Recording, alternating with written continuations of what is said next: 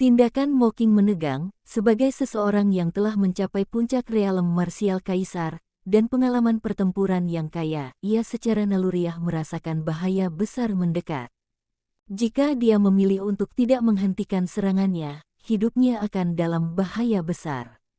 Pada saat itu, tanpa ragu-ragu, sosok Mocking bergetar hebat dan dia menarik serangannya sepenuhnya, sebelum mengalihkan pandangannya ke pengganggu. Dia penasaran ingin melihat siapa di bumi yang dapat menimbulkan ancaman besar baginya.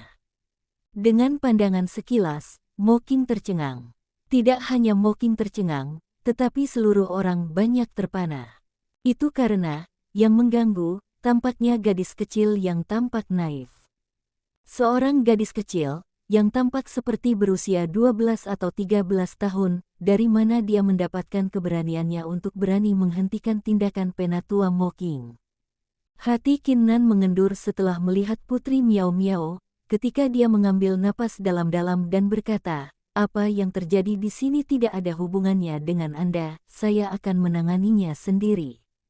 Meskipun Qin Nan telah menjalin hubungan kemitraan dengan Putri Miao Miao, tidak ada kewajiban bagi Putri Miao Miao untuk membantunya.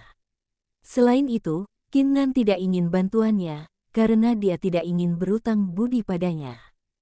Putri Miao Miao bahkan tidak melirik Qin Nan, sebaliknya, sepasang mata yang menarik di wajahnya yang dingin menatap Mocking dengan sedikit amarah. Mocking tidak menganggapnya serius, dan pikirannya tenang sebagai gantinya. Dia awalnya mengira pemimpin sekte telah tiba secara pribadi untuk menyelamatkan Qin Nan, tetapi ternyata menjadi seorang gadis kecil.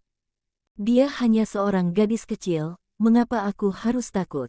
Mocking kemudian menertawakan instingnya sendiri untuk mendeteksi keberadaan musuh yang mengancam, ancaman macam apa yang mungkin ditimbulkan oleh seorang gadis kecil. Itu pasti sebuah kesalahan. Aku tidak peduli anak siapa ini, kembalilah ke rumahmu sekarang, dan aku tidak akan memikirkannya.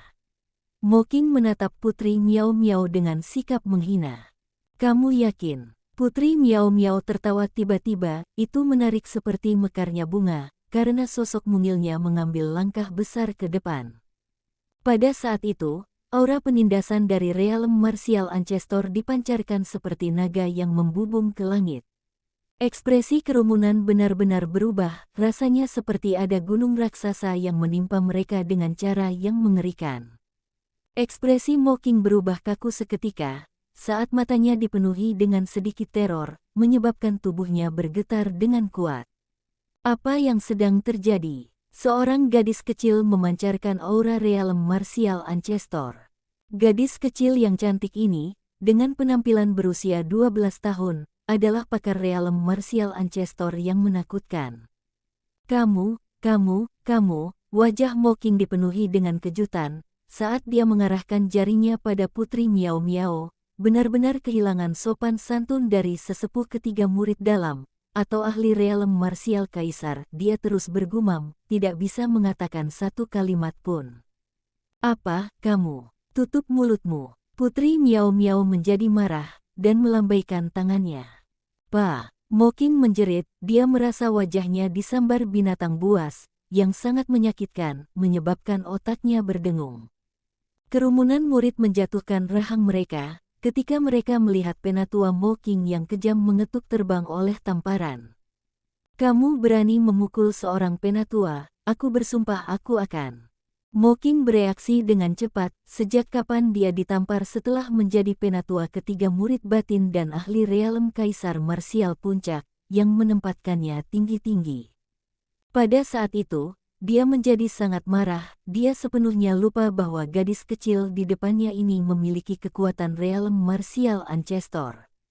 Namun, dia tidak bisa menyelesaikan kalimatnya. Pak, tamparan keras lain bisa didengar. Penatua Mocking mengeluarkan pekikan menyakitkan lainnya. Namun, itu adalah Putri Miao Miao yang mengamuk, dasar sial, kau berani melukai hambaku. Pa, pa. Serangkaian tamparan mendarat ke wajah Mocking seperti badai. Adegan kekerasan dan mengejutkan seperti itu menyebabkan jantung setiap murid berdetak kencang. Mereka tidak mengira gadis kecil yang cantik dan kuat seperti ini akan begitu kejam. Setelah melihat ini, ekspresi kosong bisa dilihat di wajah Kinnan. Di bawah kesannya, Putri Miao Miao seperti pengganggu yang tak termaafkan yang merampok pil-pilnya dengan kejam. Meskipun dia sekarang bekerja bersama dengan Putri Miao Miao, itu karena fakta darah yang terbentuk di antara mereka, memaksa mereka untuk bekerja sama. Tetapi hari ini, pengganggu tirani Putri Miao Miao sekarang memukuli sesepuh ketiga dari murid dalam demi dirinya. Saat itu, Kinnan entah bagaimana merasa pengganggu Putri Miao Miao ini sangat imut. Akhirnya, setelah Putri Miao Miao benar-benar memukul 99 tamparan, dia berhenti dan bertanya dengan dingin, "Jadi, apakah kamu mengakui kamu salah?" Pandangan kerumunan jatuh ke Penatua Mocking, yang menyebabkan mereka menarik napas dalam-dalam. Penatua Mocking yang sebelumnya angkuh sekarang mengenakan wajah bengkak yang memiliki kemiripan dengan babi. Matanya dipukuli menjadi celah kecil, yang dipenuhi dengan rasa takut yang tebal. Setelah mendengar pertanyaan Putri Miao Miao, mata Mocking berkedip seolah dia telah menemukan jalan untuk bertahan hidup, saat dia bergumam, maafkan aku, tolong biarkan aku pergi, tolong biarkan aku pergi." Putri Miao Miao mengeluarkan harum dan meliriknya sekilas, "Panggil aku Putri." Mocking segera berkata, "Putri, biarkan aku pergi, aku mohon Putri untuk membiarkan aku pergi." Ekspresi dingin Putri Miao Miao meleleh seketika saat dia tertawa dan menepuk-nepuk kepala Mocking seperti binatang peliharaan dan berkata, tidak buruk, sampah tua ini cukup masuk akal. Ingatlah untuk lebih taat dari sekarang dan seterusnya, mengerti? Panggil aku Putri setiap kali kamu melihatku, setidaknya 3 kali. Omong-omong, apakah Anda punya pil? Pinjamkan aku, dan aku akan mengembalikannya di masa depan. Mocking tertegun. Kinnan tertegun. Semua orang di tempat itu tertegun. Bukankah perubahan ini terjadi terlalu cepat? Bukankah dia sangat marah saat itu, tapi sekarang dia tampak sangat ramah? Dan dalam hal meminjam pil, mengapa seorang ahli leluhur marsial meminjam pil dari seorang pembudidaya kaisar bela diri? Bukankah ini perampokan biasa? Mocking benar-benar kehilangan pikirannya, dia tidak tahu harus berkata apa tiba-tiba. Wajah Putri Miao Miao langsung kusam, ketika dia bertanya dengan nada dingin, "Kamu sepertinya tidak mau." Mocking bergidik seketika, saat dia dengan cepat mengeluarkan tas penyimpanannya. Putri Miao Miao mengambil tas penyimpanan itu, dan wajahnya dipenuhi dengan sukacita lagi. Dia kemudian menjabat tangannya dan berkata, "Oke, kamu bisa pergi sekarang." Mocking menjadi gembira saat itu juga, satu-satunya pikiran di benaknya saat ini adalah meninggalkan tempat ini penuh dengan mimpi buruk. Setelah melihat ini, Kinnan mengerutkan alisnya, dan hendak mencegatnya. Semua orang tahu dia memiliki lencana naga ungu bertasai merah dan dekat dengan Old Sun secara pribadi. Meskipun begitu, Mocking masih berani menyerangnya di depan umum, yang berarti ada seseorang yang mendukungnya di belakang layar. Oleh karena itu, Kinnan harus tahu siapa sebenarnya yang mendukung Mocking di belakangnya. Namun, sebelum dia bisa berbicara, Putri Miao Miao tiba-tiba berkata, "Tunggu." Sosok Mocking terhenti dan dia merasa ingin menangis, apa yang diinginkan setan kecil ini kali ini. Putri Miao Miao memasang ekspresi dingin, dan matanya sedingin es ketika dia berkata, "Beritahu orang-orang di belakang Anda bahwa Kinnan adalah laki-laki saya. Saya tidak peduli siapa mereka, apakah itu penatua, atau pemimpin aula, atau bahkan pemimpin sekte, jika ada di antara kalian yang berani menyentuh laki-laki saya akan membiarkan kalian menyesal selama sisa hidup Anda." Kalimat singkat itu benar-benar angkuh. Kerumunan murid menghentikan napas mereka, karena mereka benar-benar terpana oleh keangkuhannya. Hanya Kinnan merasakan gelombang kehangatan di hatinya. Dia tidak berharap Putri Miao Miao ini, yang telah mengkonsumsi semua pilnya, akan sangat mendukung dan melindungi dia pada saat-saat penting. Putri Miao Miao berhenti sebentar, sebelum menambahkan, Tentu saja, jika kalian membayar pil yang cukup, jangan ragu untuk menggertak Qin Nan sesukamu. Qin Nan. Kerumunan para murid, Mo Qing kembali ke kediamannya dalam keadaan canggung dan mulai mengobati lukanya. Selama proses itu, pemikiran tentang kejadian itu membuatnya merasa lebih marah. Jadi bagaimana jika dia di realm martial ancestor? Menjadi seorang kultivator leluhur martial berarti dia dapat melakukan apapun yang dia inginkan. Mo Qing mengepalkan giginya, dia segera muncul dengan rencana jahat di benaknya. Namun, sebelum dia memiliki kesempatan untuk melaksanakan komplotannya, berita mengejutkan tersebar di antara sekte tersebut. Seorang penatua murid batin telah dirampok. Pemimpin aula disiplin telah dirampok. Pelakunya adalah seorang gadis kecil yang menyebut dirinya sebagai Putri Miao Miao. Yang paling penting, Putri Miao Miao ini tampaknya penatua terhormat dari sekte roh mistik. Pada saat itu, Mo Qing kehilangan pikirannya sepenuhnya. Bahkan pemimpin aula disiplin telah dirampok dan tidak berani membalas dendam. Apa yang memberinya, penatua ketiga dari murid batin, hak untuk membalas dendam? Pada akhirnya, Mo Qing sangat tertekan, apa jenis latar belakang yang dimiliki Qin Nan. Tidak hanya Old Sun menyukainya, sekarang ia bahkan memiliki leluhur marsial untuk menjaganya. Di dojo domain luar, kerumunan murid, termasuk domain luar dan domain dalam, melirik Qin Nan dengan hormat. Para murid tidak bodoh, ketika mereka melihat penatua Mo Qing berani menyerang Qin Nan di depan umum, mereka jelas tahu bahwa seseorang yang kuat dalam sekte roh mistik mendukungnya untuk berurusan dengan Qin Nan. Namun, siapa yang bisa berharap Putri Miao Miao ikut campur di tengah-tengah serangan, yang bahkan ternyata menjadi ahli leluhur marsial. Terlepas dari latar belakang yang tangguh, Qin Nan sekarang dilindungi oleh ahli leluhur marsial. Seberapa gila itu? Qin Nan tersenyum masam setelah mendeteksi tatapan dari kerumunan. Meskipun begitu, hatinya secara mengejutkan bisa merasakan sedikit kehangatan. Setelah menarik napas panjang, Qin Nan pergi ke Putri Miao Miao dan berkata dengan lembut, "Terima kasih atas bantuan Anda." Putri Miao Miao bahkan tidak memandangnya, tetapi melambaikan tangannya dengan tidak sabar dan berkata, "Jangan ganggu aku."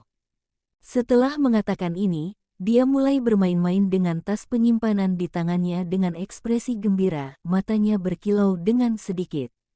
Qin Nan merasakan bibirnya bergerak-gerak, dia tidak berharap rasa terima kasihnya yang tulus akan langsung ditolak.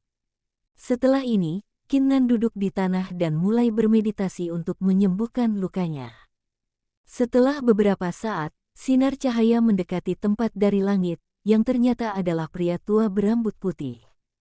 Lelaki tua itu memegang kocokan ekor kuda, memberinya penampilan seorang penganut Taoisme. Aura yang dipancarkan dari tubuhnya sedikit lebih kuat dari Mo Qing. Orang tua itu tidak lain adalah penatua kedua dari murid batin, Zhang Tai. Zhang Tai memindai kerumunan murid dan ketika tatapannya tertuju pada Putri Miao Miao, matanya dipenuhi dengan sedikit intimidasi. Setelah ini, dia melirik kerumunan dan berkata dengan suara keras, "Karena kejadian tadi aku, Zhang Tai, akan membawa kalian ke paviliun martial Serendipity. Karena terlalu banyak waktu yang terbuang, saya tidak akan menghabiskan waktu lagi berbicara omong kosong. Kalian berlima ikut bersamaku sekaligus." Qin Nan, Huang Long, dan yang lainnya mengangguk dan mengikuti pria tua itu. Di belakang mereka tidak diragukan lagi Putri Miao Miao. Karena kendala fakta darah, Putri Miao Miao dan Qin Nan terpaksa tinggal dalam jarak 100 mil satu sama lain. Karena itu, Putri Miao Miao tidak punya pilihan selain mengikuti mereka ke paviliun Serendipity Martial. Paviliun Martial Serendipity terletak di barat kerajaan Lohe, di samudera bernama Autumn Star. Autumn Star Ocean adalah salah satu dari 3 samudera utama kerajaan Lohe. Namanya diberikan karena, selama musim gugur, lautan berubah sangat transparan, sempurna mencerminkan bintang-bintang di langit. Sebuah gunung besar terletak di samping Samudra Bintang musim gugur, karena relatif dekat dengan Lautan Bintang musim gugur, ia dinamai Gunung Musim Gugur. Meskipun Gunung Musim Gugur tidak setenar Gunung Tianfeng, ada banyak binatang buas dan harta karun di Gunung Musim Gugur, yang menarik banyak pembudidaya nakal di sini untuk menjelajahi gunung itu, berusaha menemukan beberapa pertemuan yang beruntung. 4 sekte teratas kerajaan Lohe akan beristirahat di Gunung Musim Gugur setiap kali sebelum melanjutkan ke Martial Serendipity Pavilion. Setelah lebih dari 10 hari, Zhang Tai memimpin Qin Nan, yang lainnya, dan Putri Miao Miao sampai mereka tiba di Gunung Musim Gugur. Tempat yang dialokasikan untuk sekte roh mistik berada di atas gunung. Gunung itu sebenarnya adalah sebuah tebing, dan mereka yang melompat dari tebing akan menemukan diri mereka di air Lautan Bintang musim gugur. Zhang Tai melirik kelompok itu dan berkata, masih ada 5 hari lagi sebelum Pavilion Martial Serendipity dibuka. Dalam 5 hari ini, Anda diizinkan untuk bertindak bebas. Namun, diingatkan bahwa setiap kali Martial Serendipity Pavilion akan segera dibuka, jumlah pembudidaya nakal di Gunung Musim Gugur meningkat pesat. Tempat ini penuh dengan bahaya.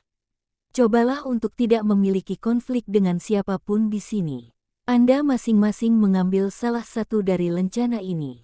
Jika ada bahaya, segera hancurkan lencananya, dan aku akan berada di sana sesegera mungkin. Kelompok itu menganggukkan kepala dan menerima lencana dari Zhang Tai. Namun, tidak ada yang memiliki niat untuk berlama-lama, hanya ada 3 hari yang tersisa, oleh karena itu semua orang memutuskan untuk menggunakan waktu berkultivasi, daripada melakukan petualangan. Qin Nan dan Putri Miao Miao memasuki sebuah ruangan. Sebelum Qin Nan dapat berkultivasi, Putri Miao Miao berbicara dengan nada rahasia, Qin Nan, ada sesuatu yang saya butuhkan bantuan Anda. Apa? Jawab Qin Nan dengan perasaan waspada. Meskipun Putri Miao Miao memang membantunya sebelumnya, Qin Nan masih tidak bisa mempercayai kepribadian Putri Miao Miao sepenuhnya. Ini peta. Ikuti peta ke Gunung Musim Gugur, dan ambil semua yang ada di sana. Tentu saja, semua yang Anda kumpulkan akan menjadi milik saya. Putri Miao Miao mengambil sepotong peta dan memberikannya kepada Qin Nan. Dari mana kamu mendapatkan peta ini? Benda apa yang akan saya temukan di sana? Qin Nan langsung merasa kehilangan. Jangan khawatir tentang itu, Putri Miao Miao berkata, adapun barangnya, itu bunga kristal. Jika tidak ada yang salah dengan peta, Anda harus menemukan total 80 batang bunga kristal. Meskipun bunga kristal dianggap relatif kelas rendah, setiap tangkai masih harus menjual sekitar harga 1000 pil kaisar bela diri. Apa? Qin Nan terkejut. Meskipun dia belum pernah mendengar tentang bunga kristal sebelumnya, dengan harga masing-masing 1000 Martial Emperor Pills, apakah itu berarti 80 batang bunga kristal bernilai 80.000 Martial Emperor Pills? Qin Nan menarik napas dalam-dalam dan berkata dengan nada tegas, tidak mungkin, kemungkinan besar akan berbahaya. Jika saya pergi, kita harus membagi penghasilan menjadi 2,5. Putri Miao Miao tertawa dan berkata, Qin Nan, aku baru saja menyelamatkan hidupmu dan kamu masih ingin setengahnya. Jika saya tidak ikut campur saat itu, Anda akan dilumpuhkan oleh itu, apapun namanya. Awalnya saya pikir Anda adalah orang yang adil, tetapi sekarang Anda sangat mengecewakan. Berhenti, hentikan. Qin Nan segera terdiam, tidak dapat menemukan kata-kata untuk membantah, meninggalkan ekspresi tertekan di wajahnya. Awalnya, dia sangat tersentuh ketika Putri Miao Miao menyelamatkannya, tetapi dia tidak mengira alasan di balik itu adalah untuk membuatnya membantunya. Baiklah, aku akan melakukannya. Qin Nan mengepalkan giginya dan menerima peta. Either way, Putri Miao Miao memang menyelamatkannya sekali, yang berfungsi sebagai bantuan. Meskipun Qin Nan tidak mau melakukannya, dia selalu berterima kasih kepada mereka yang membantunya, karenanya, dia merasa berkewajiban untuk melakukannya. Ngomong-ngomong, karena perjanjian darah, kita harus tetap berada dalam jarak 100 mil satu sama lain. Di mana Anda berada ketika saya akan pergi mengumpulkan bunga kristal? Mengapa kamu tidak ikut dengan saya juga? Tanya Qin Nan setelah mengingat pertanyaan penting. Putri Miao Miao melirik gunung musim gugur, dan mengeluarkan aura mengerikan sebelum dia berkata, aku punya rencana sendiri. Qin Nan terlalu malas untuk terus menanyakan rencana Putri Miao Miao. Di mata Qin Nan, sepertinya Putri Miao Miao penuh rahasia yang dia tidak bisa mengerti. Namun, sepertinya dia sudah mempertimbangkan fakta darah di otak mungilnya. Setelah ini, Qin Nan mengambil peta dan pergi ke gunung musim gugur sendirian. Gunung musim gugur penuh dengan jenis pohon yang sangat besar dan memiliki banyak daun, memungkinkan seseorang untuk bersembunyi dengan mudah. Qin Nan menarik auranya, dan dieksekusi Mystical 8 Steps bergerak cepat menuju lokasi yang ditandai pada peta. Menurut peta, bunga kristal tidak jauh dari saya, hanya 20 mil jauhnya. Qin Nan berpikir sendiri, sementara matanya melirik ke sekeliling dengan diam-diam. Dalam perjalanan yang tersisa, Qin Nan menemukan 3 kelompok pembudidaya nakal. Sepertinya para pembudidaya nakal ini telah bekerja sama satu sama lain untuk membunuh binatang buas di gunung, atau mereka mungkin mencari sesuatu. Namun, pembudidaya nakal ini relatif lemah, yang terkuat hanya memiliki kultivasi tubuh tempering lapisan ke-10 lapisan. 5 mil lagi, Qin Nan menghentikan sosoknya, dan memeriksa peta. Matanya sedikit gembira. Meskipun dia tidak akan mendapatkan apa-apa dari itu, dia tidak bisa tetap tenang menghadapi 80.000 pil kaisar bela diri. Sementara itu, suara pertempuran terdengar dari depan. Dilihat dari suaranya, kemungkinan besar pertarungan antara pembudidaya. Di gunung musim gugur, ada banyak pembudidaya nakal. Itu cukup umum bagi mereka untuk saling bersaing untuk mendapatkan bahan dan harta. Biarkan aku melihatnya. Qin Nan ragu-ragu untuk beberapa saat sebelum mencapai keputusan kemudian melanjutkan ke tempat suara itu berasal. Seorang wanita muda mengenakan gaun hijau panjang yang sedikit terkoyak dan memperlihatkan kulit pucatnya. Wajahnya yang cantik dipenuhi dengan syok. Di depan wanita muda itu ada 3 pria besar. Ketiga pria ini memiliki perasaan ganas kepada mereka, dengan basis budidaya alam Siantian lapisan pertama. Membantu. Siapa yang berani membantu Anda di gunung musim gugur? Pemimpin ketiga pria itu berkata dengan senyum mengerikan, gadis, meskipun Anda adalah murid dari King Eve Sekte, sangat disayangkan bahwa Anda telah tersandung ke dalam 3 pengganggu musim gugur gunung. Jika Anda menyerah sekarang, dan memberi kami pil serta layanan yang baik, mungkin kami bisa menyelamatkan hidup Anda. Wajah wanita itu menjadi pucat setelah mendengar kata-kata mereka, ketika matanya yang menarik dipenuhi amarah. Kamu tidak tahu malu, saya bersikap baik terhadap Anda, tetapi Anda berani menjebak saya. Aku tidak akan membiarkanmu menyentuhku bahkan jika aku harus bunuh diri. Hehe, menurutmu berapa banyak orang baik yang ada di antara para pembudidaya nakal di gunung musim gugur? Anda terlalu naif. Anda masih harus meminta izin saya jika Anda ingin bunuh diri. Ketiga lelaki itu tertawa terbahak-bahak sebelum memancarkan aura mereka, lalu meluncurkan diri mereka pada wanita itu seperti harimau ganas. Wajah wanita itu berubah pucat, meskipun dia adalah seorang murid jenius dari Sekte King Eve, kultivasinya hanya mencapai setengah Siantian Realm. Meskipun memiliki martial spirit peringkat tinggi, dia tidak memiliki kesempatan menghadapi 3 musuh dengan basis kultivasi Siantian Realm lapisan pertama.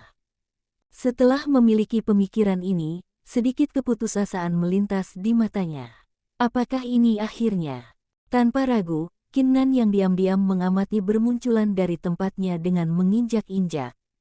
4 sekte teratas dari kerajaan Lohei adalah Sekte King Eve, Sekte Roh Mistik, Sekte Gangguan Api dan Sekte Pedang Terbang. Di antara sekte, Sekte Roh Mistik memiliki hubungan terburuk dengan Sekte Pedang Terbang dan rata-rata dengan Sekte Api teratur. Hanya King Eve Sekte relatif dekat dengan Sekte Roh Mistik. Menurut rumor, Pemimpin sekte saat ini dari sekte roh mistik dan sekte King Eve tumbuh bersama ketika mereka masih muda. Jika bukan karena kesempatan yang terlewatkan, keduanya akan menikah satu sama lain sekarang. Oleh karena itu, ditambah fakta bahwa Qin Nan tidak menyukai ketiga pria itu menggertak seorang wanita, dia memutuskan untuk ikut campur dan menawarkan bantuannya. Qin Nan muncul dari hutan dan berteriak dengan nada dingin, "Hentikan di sana." Tiga pria dan wanita berpakaian hijau itu tertegun. Mereka tidak berharap ada orang di sini saat itu juga. Wajah wanita itu berubah gembira saat dia melihat Qin Nan. Namun, ekspresi gembira di matanya segera diganti dengan keputusasaan setelah melihat sekilas.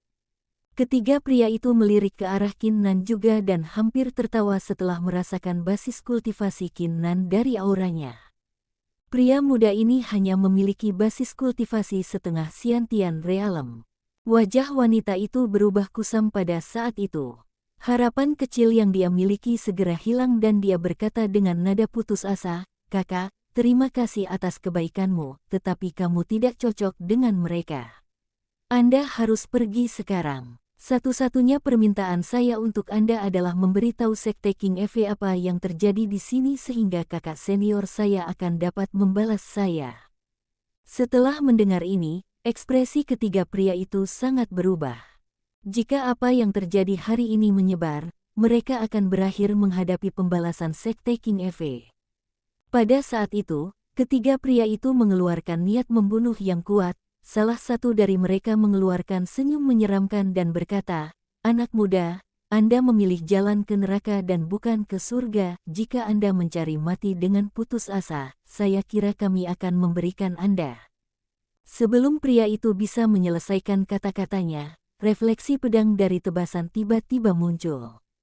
Tebasan yang tiba-tiba mengejutkan semua orang dan mereka semua gagal bereaksi tepat waktu. Pada saat mereka mengumpulkan pikiran mereka, pria yang berbicara telah jatuh ke tebang. Pada saat itu, wanita itu heran. Dua pria lainnya tercengang. Seorang setengah kultivator Xiantian Realem membunuh seorang kultivator Xiantian Realem lapisan pertama. Apa sebenarnya basis kultivasi pemuda ini? Kamu, dua pria lainnya mengangkat kepala dan memandang Qin Nan. Secara naluriah mereka merasa ingin mengatakan sesuatu tetapi gagal menemukan kata-kata. Pergi sekaligus. Qin Nan melirik keduanya dan berteriak peledakan. Kedua pria itu pulih dari keterkejutan seketika seolah-olah mereka baru saja terbangun dari mimpi mereka dan meninggalkan tempat kejadian secepat mungkin. Ini karena mereka bisa mencium aroma kematian yang menghasilkan sedikit teror. Jika mereka tinggal, mereka tidak diragukan lagi akan terbunuh. Wanita berpakaian hijau itu memasang ekspresi kosong.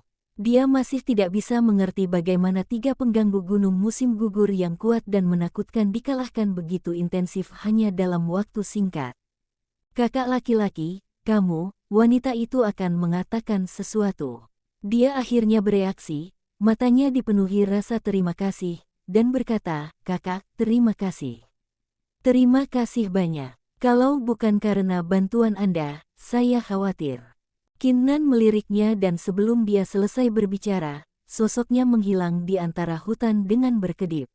Wanita itu tertegun, dia tidak berharap Qin Nan pergi begitu cepat. "Kakak, aku pasti akan melihatmu lagi lain kali, untuk membalas kebaikanmu." Wanita berpakaian hijau itu ragu-ragu sejenak, sebelum mengayunkan tinjunya dengan kuat, dan pergi dengan canggung memegangi pakaiannya yang robek. Namun, dia tidak berharap bahwa kata-katanya akan menjadi kenyataan.